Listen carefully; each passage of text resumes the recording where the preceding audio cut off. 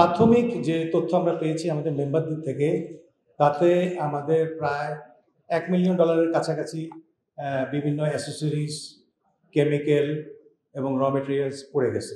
Actually এই যেটা পড়ে গেছে সেটার ভ্যালু খুব বেশি না, কিন্তু এটার ইম্প্যাক্ট কিন্তু অনেক $1 মিলিয়ন হবে, প্রায় $1 বিলিয়ন কাছাকাছি যাবে। কারণটা হচ্ছে যে মালগুলো সাধারণত এয়ারে আনা হয় সেটা হয়তো 15-20টা কম্পোনেন্টসতে চলে আসছে, একটা বা দুইটা মাল আমরা এয়ারে নিয়ে আসছি।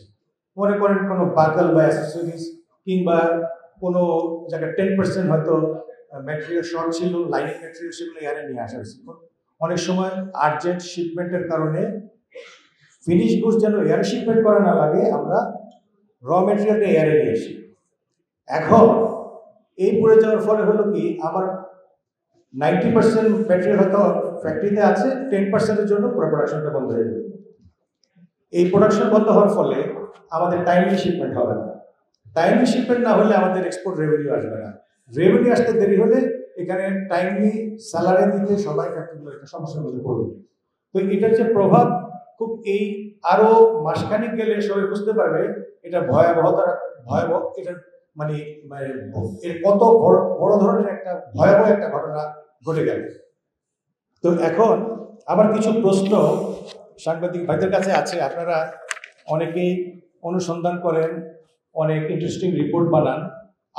আপনারা একটা জিনিস ওখানে গিয়ে যারা অথরিটি আছে জিজ্ঞেস করবেন, আমাদের যারা রপ্তানিমুখী প্রতিষ্ঠান আছে সবগুলো কমপ্লায়েন্সের আওতায় এবং ফায়ার সেফটি প্ল্যানের আওতায়। ফায়ার সেফটি প্ল্যানের আওতায় এয়ারপোর্টে যদি কার্গো ভিলেজ থাকে তাহলে প্রথমে ফায়ার ডিটেকশন হবে। ডিটেকশন হওয়ার সঙ্গে সঙ্গে স্প্রিংকলারগুলো অটোমেটিক অন হয়ে যাবে। তারপরে হাইড্রেন্ট সিস্টেম করে থাকার কথা। হাইড্রেন্ট সিস্টেম থাকলে প্রাথমিকভাবে ফায়ার সার্ভিস না আসলেও যে কোনো দুর্ঘটনা নিয়ন্ত্রণ করা সম্ভব। সেটা কেন হলো না? সিভিল এভিয়েশন অথরিটি বিমান কিভাবে এই কার্গো ভিলেজের এই ওয়ারহাউসগুলোকে লাইসেন্স দিল? তারা কেন মনিটরিং করলো না?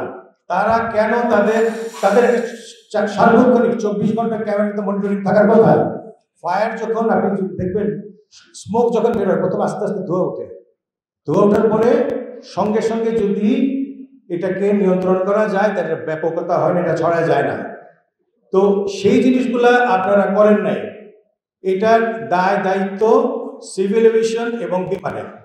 আমরা এটার মাননীয় উপদেষ্টা বলেছেন তদন্ত করবেন, তদন্ত করে বিচারের ব্যবস্থা করবেন।